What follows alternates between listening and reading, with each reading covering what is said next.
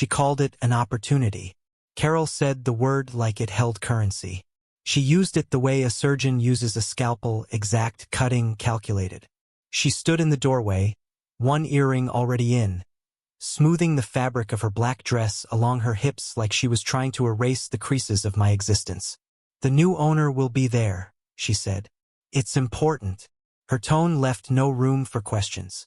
When I didn't respond right away, she added, "You'll come, won't you?" Like she was offering a choice. I stood in the closet doorway, tie limp in my hands. The old suit didn't fit right anymore. I had grown thick around the middle. Not from laziness, but from years of sitting at a desk, supporting a household that never seemed to see me. I looked down at the tie, the one she bought me 6 birthdays ago, and thought about how many times I'd worn it to events where my name wasn't on the invite, just tacked onto hers like a footnote. "Of course," I said, and that was the beginning. We arrived at the Carillon Hotel just past 7. The valet barely glanced at me. Carol stepped out of the car first, adjusted the hem of her coat, and walked ahead without looking back. I trailed behind. I always did. The reception was on the 22nd floor, high enough to see the whole city spread out in golden veins of streetlights, low enough to remind you you'd never own a view like that. Inside, everything shimmered. The walls, the glasses, the people. Especially the people.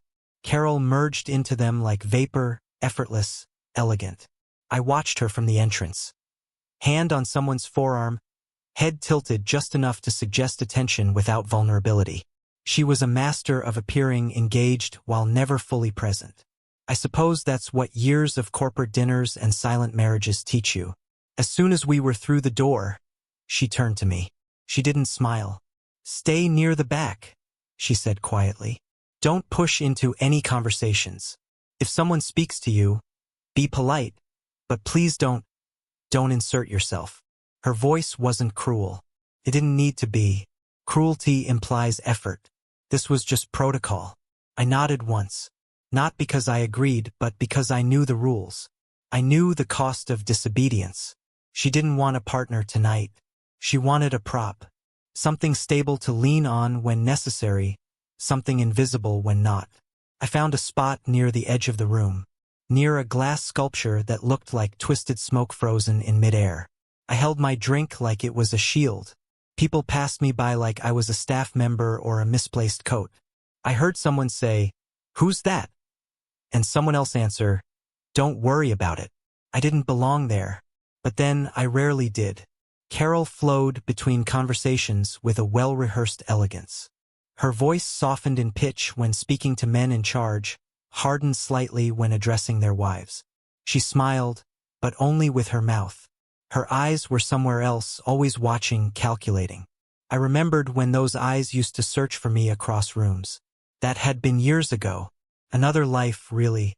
I caught her glancing back once. Not at me, but at where I stood.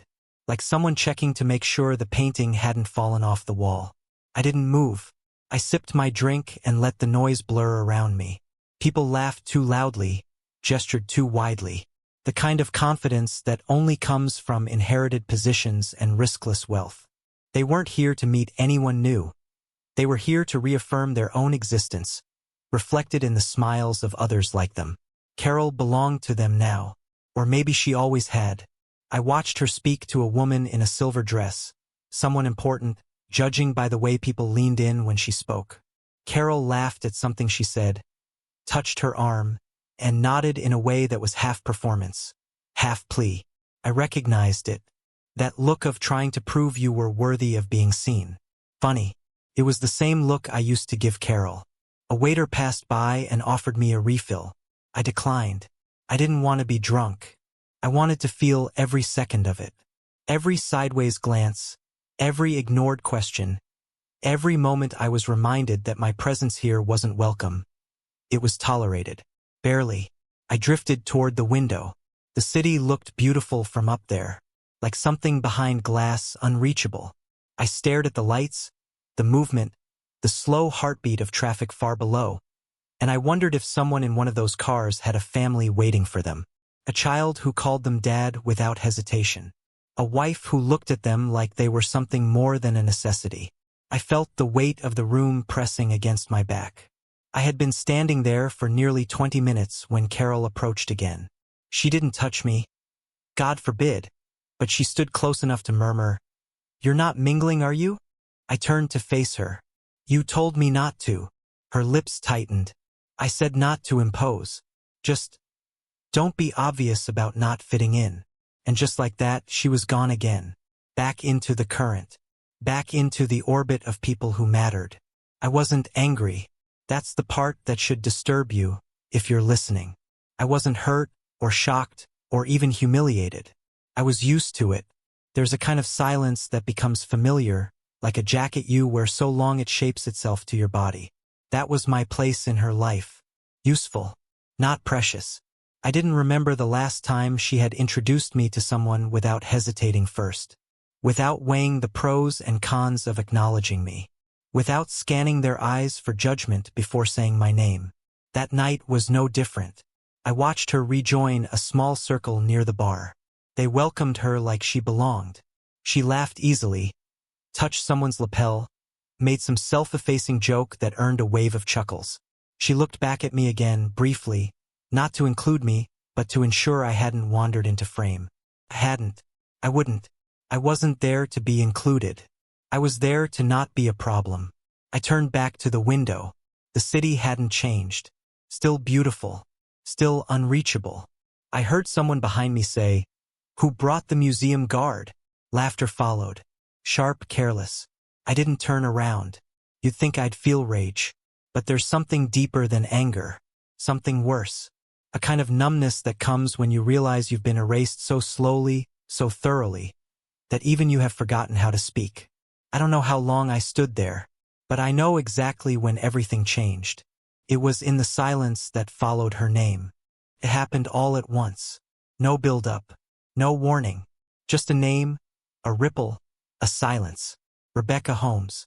That was the name that passed from one mouth to another like a secret made public. Whispers at first, then the shifting of bodies like gravity itself had bent toward the elevator. The owner of the holding company. The new power in the room. Carol's posture straightened instantly. She smoothed her dress again. Unnecessary, instinctive, and moved through the crowd like a tide pulling toward shore. Her hand grazed a man's arm for balance.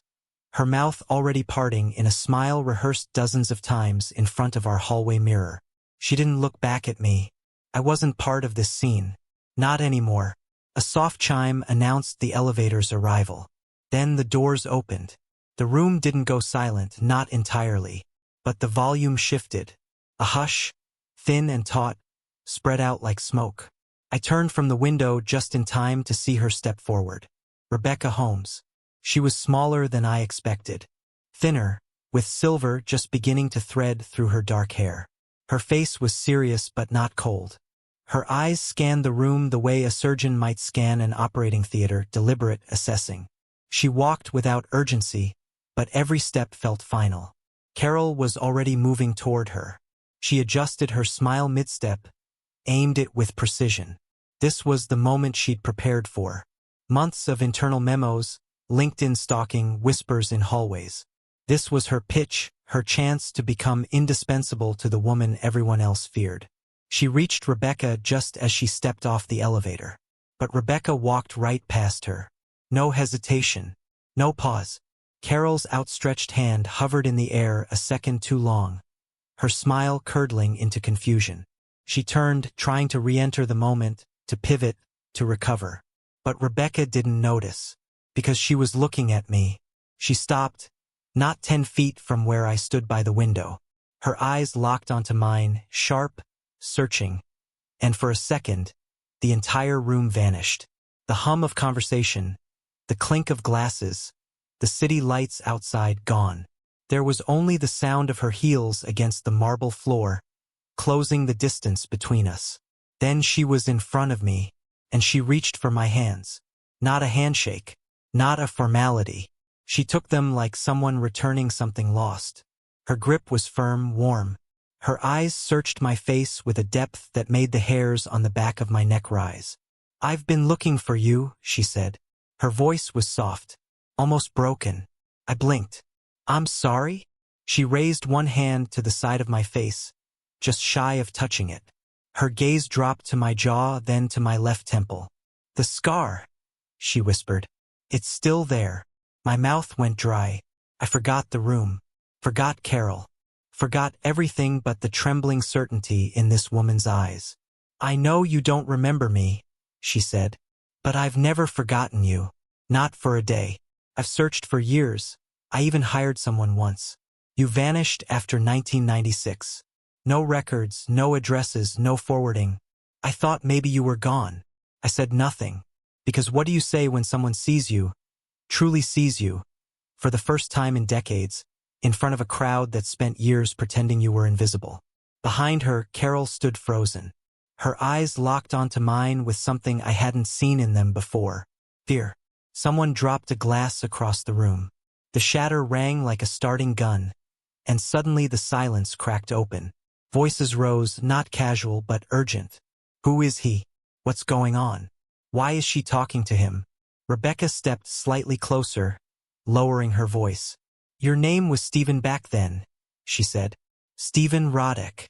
You worked at a shelter in Decatur. You helped me when I had nothing. I was 17. You bought me a pair of shoes because mine had holes. You gave me your coat. You—" Her voice caught. She shook her head, smiling bitterly. "You don't remember. That's okay. But I never forgot. I built everything I have because someone like you believed I could be more than where I came from." I looked at her, really looked at her, and somewhere, beneath the shock, recognition stirred. Not her face, not the version of it standing before me in heels and wealth and legacy, but the eyes, the way they shone with a fire that could burn through walls. I whispered her name, not as an executive, not as a billionaire. "Becca." She nodded. That was when everything broke. The room split. Conversations halted. People who'd been exchanging cards or planning mergers now stared. Carol's jaw clenched so tightly I could see the muscles twitch. Her hands balled into fists at her sides. Rebecca turned to face the room, but didn't let go of my hand. She spoke loud enough for others to hear now. "This man saved my life. I wouldn't be standing here if not for him." No one moved. And just like that, I wasn't background anymore. I was center stage. Someone whispered my name. Not Carol, someone else. I heard it again. Then a third time. My name passed around like contraband. Suddenly I had weight, presence, history. The same men who wouldn't make eye contact earlier now watched me like I was a stock about to split. I looked at Carol. She didn't look back. She couldn't. Her eyes were fixed on Rebecca's hand still wrapped around mine, and I saw it, the calculation unraveling, the moment slipping through her fingers. For the first time in years, I felt the gravity in the room shift. Toward me, Rebecca smiled, not the polite kind, but something raw. "I'm sorry to make this public. I just didn't expect to see you tonight. I thought you were still in Atlanta. Or maybe Arizona." I shook my head slowly. "I stopped moving a long time ago." Her expression softened. "Still carrying everyone but yourself?" It was too much. Too open. Too honest. I turned away, just slightly, trying to pull my hands free. But she held them. "Please," she said. "Don't disappear again." She let go then, gently, like releasing a bird. Then she turned to the room and said with practiced calm, "If you'll excuse me, I'd like a word with Mr. Roddick. Alone." Someone started to object, a low murmur from one of the VPs or maybe a board member. I couldn't tell. Rebecca silenced it with a look. I followed her without thinking. Past Carol. Past the people who had ignored me. Past the years I had spent fading into wallpaper. In the quiet hallway outside the ballroom, I finally spoke. "Why me?" She stopped walking, turned. "Because you were the first person who saw me when I was invisible. And I don't forget people like that." I didn't respond. Couldn't. My throat closed around a lifetime of silence. "I want you to come to the office tomorrow," she said. "We'll talk properly. I have some ideas. Things I'd like your help with." "My help?" She nodded. "You helped me build a life. Let me return the favor." The elevator opened behind us. She stepped in, turned to face me, and said one last thing before the doors closed. You deserve to be seen, Stephen. And then she was gone. I stood in the hallway for a long time. Inside the ballroom, the questions were already multiplying. Carol would be scrambling, trying to spin it, explain it, reinsert herself into a narrative that had never truly been hers. But for the first time in a very long time, I didn't care. The center had shifted, and I was no longer standing in the shadows. The moment we returned to the house, I knew things had shifted. Carol didn't speak on the ride back. Not one word. She sat in the passenger seat with her hands clenched in her lap, her shoulders rigid, her gaze locked forward. I drove in silence, the city lights flickering across her profile like a slow strobe. She didn't look at me, not once.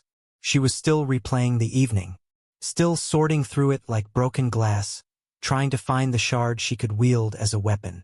I didn't give her the chance. When we pulled into the driveway, she stepped out first and walked inside. I didn't follow immediately.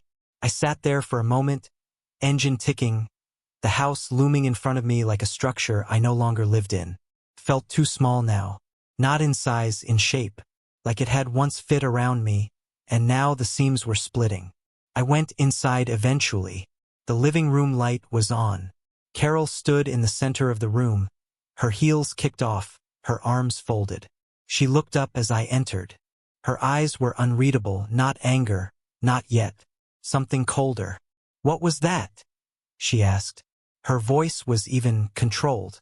A woman on the edge of fury, pretending she wasn't. I closed the door gently behind me. "You were there." "No," she stepped closer. "You don't get to be cryptic. That was my night. My company. I brought you as a courtesy. And you humiliated me." I blinked. "By being recognized?" She laughed. A sharp, humorless sound. "You didn't just get recognized, Stephen. You got anointed." She said you saved her life. In front of everyone. Do you have any idea what that did to my credibility? I stared at her. "You're upset because your boss thanked me. I'm upset because you stood there like you'd earned it. Like you belonged there more than I did." There it was. The truth. I walked past her, toward the kitchen. She followed. "You couldn't let me have one night," she said.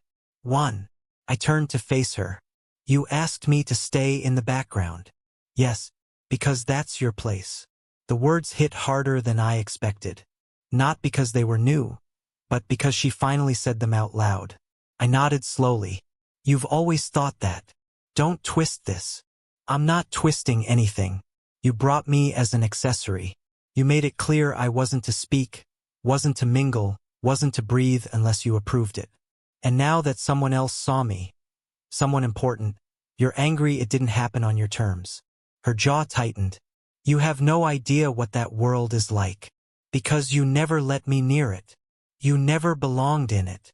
That landed. Not because it hurt, but because it confirmed everything I'd suspected. Every quiet dismissal, every public introduction where I was Stephen, never my husband. Every time she corrected the record just enough to make sure I stayed small. I looked around the kitchen. Clean counters. Silent appliances. A room I had helped pay for. A life I had subsidized while she built a name that didn't include mine. "You should sleep," I said. She stared at me. "Is that it?" I nodded. "That's it." She didn't reply, just turned and walked up the stairs, her footsteps sharp and clipped. I stayed downstairs. I poured myself a glass of water. I sat in the dark, and for the first time in years, I felt something shift in me. Not rage, not grief, clarity. The next morning, my name was in the subject line of an email. From Rebecca. "Mr. Roddick. Lunch today?" No formalities. No assistant. Just her name and mine side by side, like equals. Carol didn't speak over breakfast. She stirred her coffee with mechanical precision, scrolling through her phone like it owed her answers. I ate in silence, watching her out of the corner of my eye. She was waiting for me to explain, to offer an apology she could dissect and reject. I gave her nothing. When I stood to leave, she said, "You should be careful." I paused. "Of what?" "She's powerful. People like her don't do anything for free." I nodded. "Maybe. but she remembers who helped her when she had nothing. Do you? Her eyes narrowed. You think you're owed something? I think I've given more than I should have, and been thanked less than most. Then I left. Lunch was at a quiet French place uptown. No cameras. No audience. Just a small table by the window and Rebecca Holmes in a dark coat. Her expression unreadable. I'm sorry for last night, she said as I sat down. I didn't mean to put you in the spotlight like that. I shook my head. You didn't put me there. You just pointed at the space where I was already standing. She smiled. Still as sharp as I remember. I didn't know how to respond to that. So I didn't. She ordered for both of us. The waiter didn't blink. She had that kind of power, quiet, assumed, built into her bones. I looked into you, she said once the waiter left. Last night, after I got home. Didn't take you long. I don't wait when something matters. She pulled a folder from her bag, slid it across the table. Your name isn't on a single decision Carol's team made in the last 3 years. No credits, no mentions. But your handwriting is in the margins of 3 proposals. I looked down at the folder but didn't touch it. I'm not offering you a job, she said. Not yet. I'm offering a seat. At the table. For now. Just to listen. Observe. Maybe speak, if you feel like it. I looked at her. Why? She shrugged. Because when someone saves your life, the least you can do is make sure they don't stay invisible. I should have refused. Out of principle. Out of caution. But I nodded. The first meeting was the next week. A strategy session. 6 people in a glass-walled room overlooking the city. Rebecca introduced me without flourish. Just a name. No history. This is Stephen Roddick. He'll be sitting in. No one objected. Not one person questioned it. And when the conversation turned toward Carol's division, Rebecca asked me directly, what do you think of their long-term integration model? Silence. 6 pairs of eyes turned to me. Not with skepticism. With expectation. And I answered. Carefully. Clearly. Rebecca nodded. Exactly. The others murmured agreement. Some even took notes. Afterward, one of the execs pulled me aside. You ever think of consulting? I shrugged. Not really. You should. The emails started that week. People I'd never met copied me on threads. My name appeared on calendars, invites, CC lines. My inbox shifted from forwarded bills and spam to agendas, proposals, drafts. I was being pulled into something, not as decoration but as a contributor. Carol noticed. The first time she saw my name on an internal memo. She said nothing. Just left her laptop open on the dining table a little longer than usual, waiting for me to see it. I did, and I didn't say a word. By the 3rd week, her tone changed. Are you trying to undermine me? She asked one night. No, I said. I'm just not invisible anymore. She didn't reply. I kept showing up. Rebecca kept inviting me. My voice, once a whisper in my own house, was now something people listened to. Not because it was loud, but because it carried weight.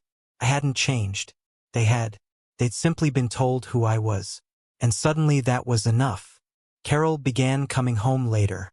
Her voice on calls was tighter. She was being edged out, not removed but reduced. Slowly.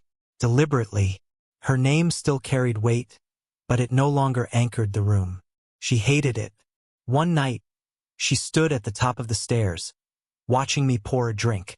You don't belong there, she said. I looked up at her. Then why are they asking me to stay? She didn't answer. She couldn't. The truth came slow, but undeniable. I had never been small.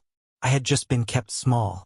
Not because I lacked ability, but because someone needed me quiet, needed me still, needed me invisible so they could shine uninterrupted. But the moment someone with power said my name, the illusion shattered. Now people listened. Now people looked. And Carol, the woman who once told me not to speak, was beginning to understand what it meant to be ignored, to be background, to be tolerated. I watched her wrestle with it, day by day, and I felt no pity, because the difference between us was simple. She made me invisible. I just stopped pretending she was the center of the story. The final collapse didn't come with shouting.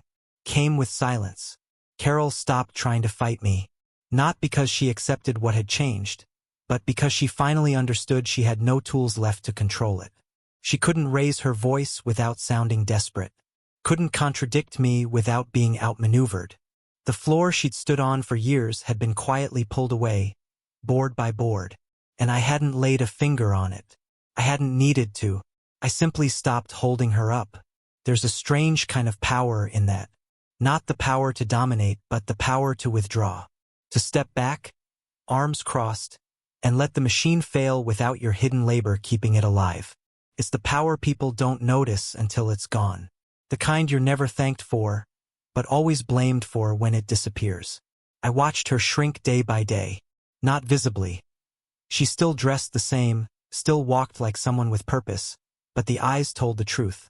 Her colleagues smiled thinner smiles. Her suggestions landed with less weight. Meetings she used to lead were now collaborative. Her name began to slip from memos. One week she missed a call because no one remembered to loop her in. She didn't tell me. I heard her crying in the bathroom afterward. And I said nothing, because I remembered all the times I sat beside her at dinner parties and was never introduced. All the times her coworkers didn't know my name after years of marriage. All the times she reminded me, quietly, without cruelty, that I was lucky to be beside her, that I had been chosen, as though love were charity, as though my presence was conditional, and her success made the rules. She had built her kingdom on my silence. And now the walls were buckling. Rebecca kept her promises. Quietly, without fanfare, she invited me to speak at 2 strategy meetings, then to review a proposal. Then one day, she called and said, simply, "Come work with me." Not for her, with her. We didn't speak about Carol. Not directly. Rebecca was too measured for that. But her eyes said enough when she asked, "Why didn't you ever apply to lead something yourself?" I told her the truth. Because no one ever told me I could. She nodded once. Now I am. My name appeared in a press release that spring. Not the headline, that was Rebecca's, but the subheading. With strategic input from Stephen Roddick, the company has begun. That was how it started.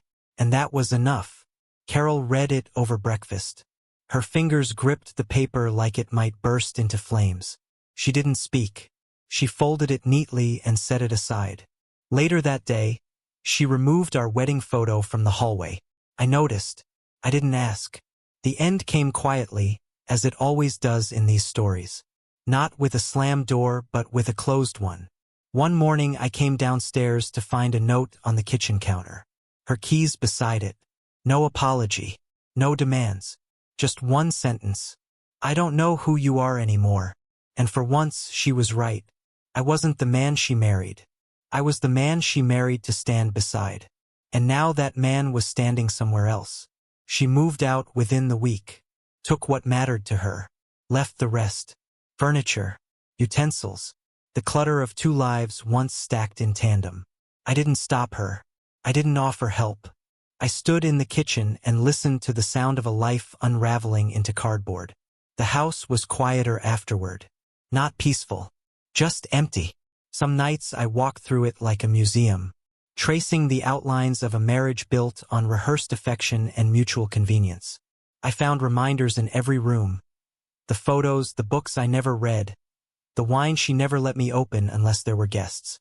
I should have felt grief, but what I felt was clarity. She hadn't left me. She'd stepped out of the space I had already vacated. The company invited me to lead a new initiative that summer. My title came with weight. My email signature no longer needed parentheses. I hired a team. I gave direction. People listened. Not because of fear, but because I had become visible. Funny how quickly people learn to look at you once someone important says your name. And yet, even with all of it, the meetings, the decisions, the new apartment overlooking the river, there was a strange quiet at the center of it all. Not loneliness, but aftermath. A kind of echo that followed me into rooms, curled up beside me at night. Not pain, not regret, recognition that I had built a life in the shadows, and now I had stepped into the light. But the light didn't warm. It only revealed. I saw Carol again once, accidentally, at a conference across the state. She was at a table across the room, laughing a little too brightly. I recognized that laugh. It was the same one she used to give me when she needed something signed. She didn't see me. Or maybe she did and pretended not to. Either way, I didn't approach her. She had taught me well. Sometimes invisibility is a choice. I thought, in the beginning, that being seen would fix everything. That once someone pointed at me and said, "He matters," the rest of the pain would vanish. Didn't. Recognition is not a cure. It's just proof you were never the problem. And that hurts in its own way. Because once you know you weren't small, once you know you were kept small, you start to see the hands that held you down. The smiles that hid the walls. The soft voices that said, "Not now," every time you reached for more. I had built a life around silence. And now that the silence was gone, I had to listen to what filled the space. So here I am. No wife. No house full of shared furniture. No dinners where my name is an afterthought. But also no more pretending. No more apologies for taking up space. No more shrinking to fit inside someone else's version of love. I was not an accessory. I was not a convenience. I was not a man to be hidden behind glass while someone else took credit for the shine. I carried that family. I carried her. And she made sure no one ever saw it. But someone did. And that was all it took. One look. One sentence. One memory too honest to ignore. Rebecca Holmes saw me. And the entire system built on my silence began to crack. The hierarchy shifted. The names changed. And the weight lifted. I don't tell this story for sympathy. I tell it because someone needs to hear it. Because someone, somewhere, is sitting at a dinner table surrounded by people who forget his name. Someone is holding up a life that no one sees. Someone is being told gently, consistently, that he should be grateful for the scraps of affection he's given in exchange for everything he provides. And to that man I say, you are not invisible. You've just been made to feel that way. And the moment someone with power says your name, the masks will fall. The walls will shift. And the people who depended on your silence will suddenly realize how loud your absence can be. Because when the bill comes due, they will look for the man they ignored. And they will find nothing but their own reflection. Empty. So I leave you with this. Was I wrong to step into the light? Was I cruel for no longer allowing myself to be hidden? Or was this the only way left to survive a life built on thankless devotion? You tell me, if you had stood where I stood, would you have stayed silent? Or would you have let the world finally see you?